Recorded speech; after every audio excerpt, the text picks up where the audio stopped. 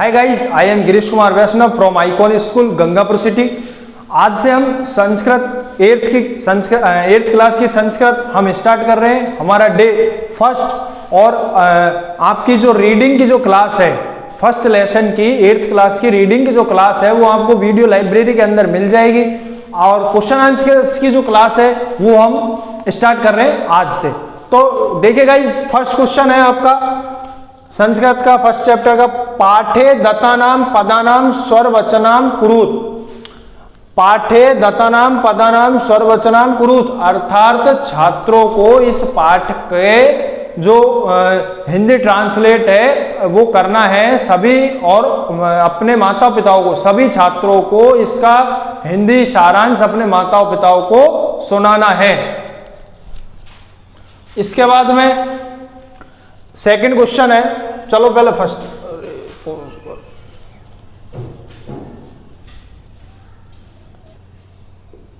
छात्र यह अध्याय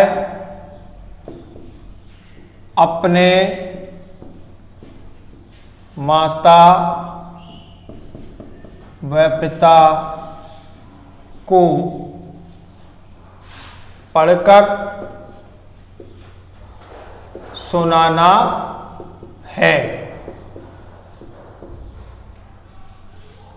ये फर्स्ट वाला जो क्वेश्चन है गाइस, इसमें आपको इसके जो फर्स्ट जो चैप्टर है इसमें जो भी आपके श्लोक वगैरह हैं उनको सभी को आपको अपने पेरेंट्स को सुनाना है।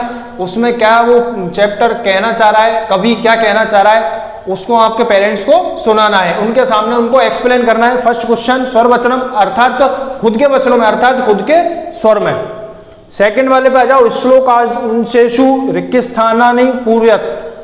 श्लोक जो है उनके रिक्त स्थानों की पूर्ति करनी है, श्लोकों के रिक्त स्थानों की पूर्ति करनी है। तो देखिएगा, समुद्र मासाग भवंत पेया, भवंत पेया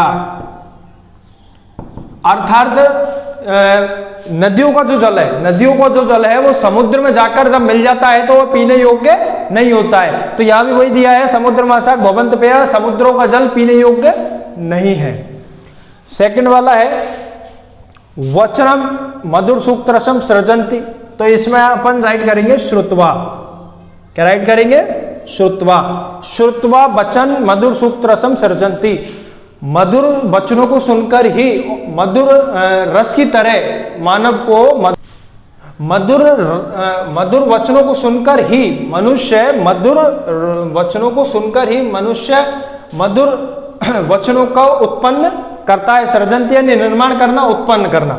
सेकंड वाला, ये थर्ड वाला है तद भागदेयम परम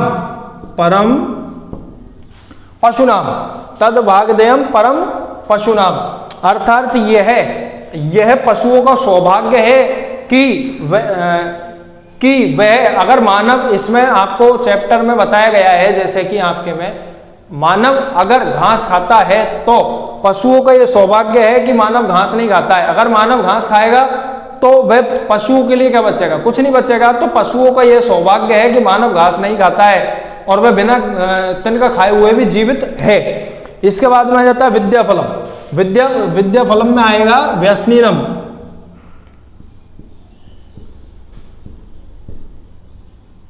व्यसनीनम अर्थात विद्याफलम व्यसनीनम कृपणस्य सौख्यम।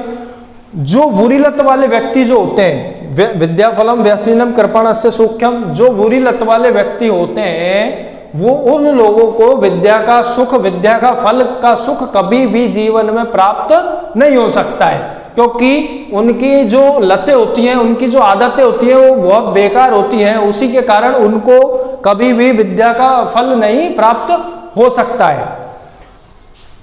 इसके बाद नेक्स्ट है पुरुष व्यायाम ये देवम अवलंबवते। पुरुषम विहाय यह देवम अवलंबवते अर्थात यहां पर बताया गया है इस क्वेश्चन को कि जो व्यक्ति अपने धर्म उसको पुरुषाम व्यायाम ये देवम लंबवते, जो अपने पुरुषार्थ को छोड़कर, जो व्यक्ति अपने पुरुषार्थ को छोड़कर अर्थात जो अपनी पुरुषार्थ को छोड़कर भाग्य की ओर भगता है, जो भी व्यक्ति पुरुषार्थ को छोड़कर भाग्य की ओर भगता है जाता है, उसको कभी भी कोई प्राप्ति संसार में हो ही नहीं सकती है। उसका कारण यह है कि आप जब किसी काम को आप करने का विचार करते हो और जब आप उस कार्य को करने के लिए आप सोचते हो कि जो भाग्य में होगा वो हो जाएगा, वो इम्पॉसिबल है। तो इसमें यही आएगा कि आपको खुद को मेहनत करनी है और मेहनत करके ही आप उस फल को प्राप्त कर सकते हो। अर्थात आप ये मत सोचिए कि जो फल वही प्राप्त होगा अपन को जो किस्मत में होगा, ऐसा नहीं हो सकता। इस जगह पर आपको मेहनत के अनुसार ही आपको फल प्राप्त होगा, पुरुषार्थ के पीछे जब ही भागना चाहिए। चिंतनीय ही विपदाम आदव प्रतिक्रिया,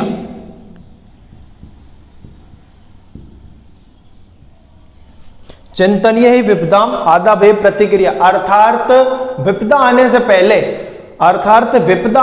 से पहले व्यक्ति को उसका प्रतिकार सोच लेना चाहिए, उसका समाधान व्यक्ति को सोच लेना चाहिए। और इसमें एक आप बुक में एक वो भी दे रखा है आपके, एक एग्जाम्पल के आग लगने पर कुआं खोदा नहीं जाता, आग लगने पर कुआं खोदा नहीं जाता। तो वही चीज यहां बताई गई है, चिंतनीय विपदम आदावे प्रतिक्रिया, अर्थात चिंता के समय, अर्थात कोई मुसीबत, कोई परेशानी के समय पर उसका प्रतिकार सोचना, उसका समाधान सोचना गलत है। उस परेशानी से पहले ही, उस समस्या से पहले ही अपन उसका समाधान सोच लें, वो बहुत ही अच्छा है। थर्ड वाला क्वेश्चन है, व्यसनिन किम नश्यति, अर्थात तो व्यसनिन किम नश्यति, बुरी लत वालों का क्या नष्ट हो जाता है? विद्या फल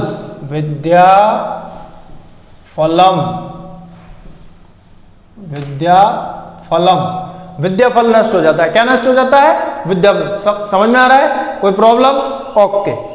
कस्य यश नश्यति, किसका यश नष्ट होता है? किसका यश नष्ट होता है? लोभी का।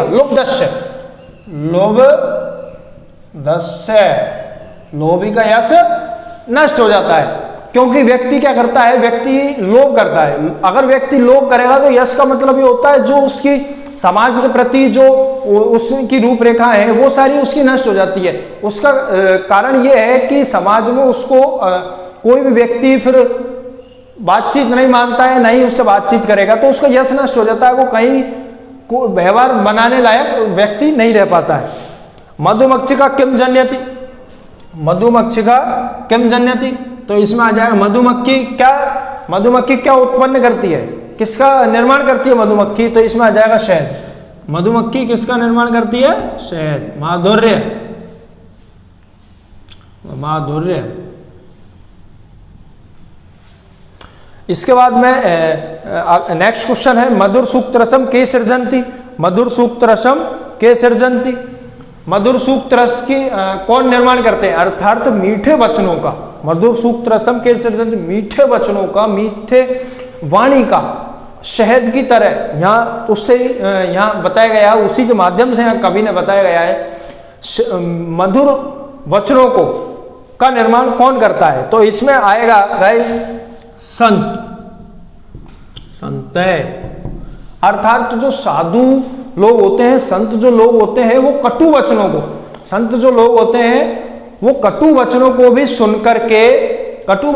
सुनकर के अपने मुंह से मधुर ही वचन उत्पन्न करते हैं, अर्थात तो मधुर वाणी का ही वो प्रयोग करते हैं। कभी भी साधु के या संतों के मुखारविंद से आप कटु वचनों को नहीं सुन सकते हैं। अर्थिन केव्य विमुखा न यान्ति, अर्थिन केव्य विमुखा न यान्ति, अर्थात अर्थिन केव्य विमुखा न यान्ति, अर्थात यहां पर बताया गया है कि याचक किससे मुंह नहीं मोड़ते, याचक किससे मुंह नहीं मोड़ते हैं? इसमें आएगा वृक्षेभ्य, या डाल लीजिए आप महीरूहा। इसका मतलब होता है पेड़। क्या होता है इसका मतलब? पेड़। याचकों से कोई कभी भी मुंह नहीं मोड़ता है। अर्थिन के विमुखन यान्ति याचकों से कौन मुंह नहीं मोड़ता है? वृक्ष। क्योंकि वृक्ष इसमें याचक कभी मुंह नहीं मोड़ते। इसलिए नहीं मोड़ते हैं गाइस, क्योंकि ये जो महिरुआ यानी वृक्ष जो है, महिरुआ वृक्ष पेड़ जो है, मानव को फल, फूल, पत्ती और लकड़ियां, कई सारी चीजें हमें, छाया, हवा, ये सारी चीजें हमें पेड़ों से प्राप्त होती है। इसलिए याचक उनसे कभी भी मुंह नहीं मोड़ते हैं।